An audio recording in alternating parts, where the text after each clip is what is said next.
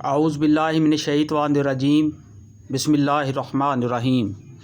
جب سورج لپیٹ دیا جائے گا اور جب تارے بکھر جائیں گے اور جب پہاڑ چلائے جائیں گے اور جب 10 مہینے کی حاملہ اونٹنیاں اپنے حال پر چھوڑ دی جائیں گی اور جب جنگلی جانور سمیٹ کر اکٹھے کر دیے جائیں گے اور جب سمندر بھڑکا دیا جائیں گے اور جب جانیں جسموں سے جوڑ دی جائیں گی اور جب زندہ گاڑی ہوئی لڑکی سے پوچھا جائے گا کہ وہ کس قصور میں ماری گئی اور جب اعمال نامے کھولے جائیں گے اور جب آسمان کا پردہ ہٹا دیا جائے گا اور جب جہنم دہکائی جائے گی اور جب جنت قریب لے آئی جائے گی، اس وقت ہر شخص کو معلوم ہو جائے گا کہ وہ کیا لے کر آیا ہے۔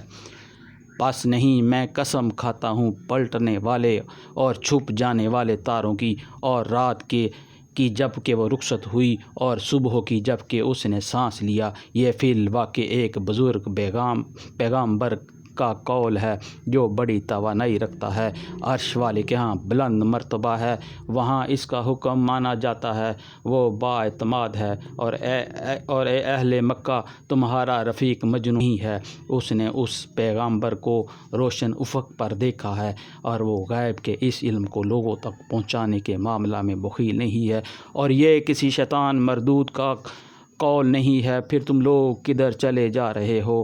یہ تو سارے جہان والوں کے لیے ایک نصیحت ہے، تم میں سے ہر اس شخص کے لیے جو راہ راست پر چلنا چاہتا ہے، اور چاہنے سے کچھ نہیں ہوتا جب تک اللہ رب العالمین نہ چاہے۔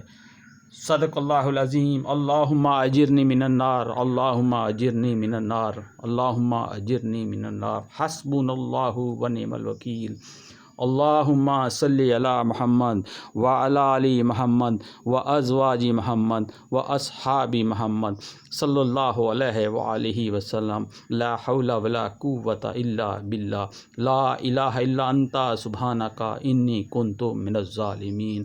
حسبنا اللہ ونعم الوکیل۔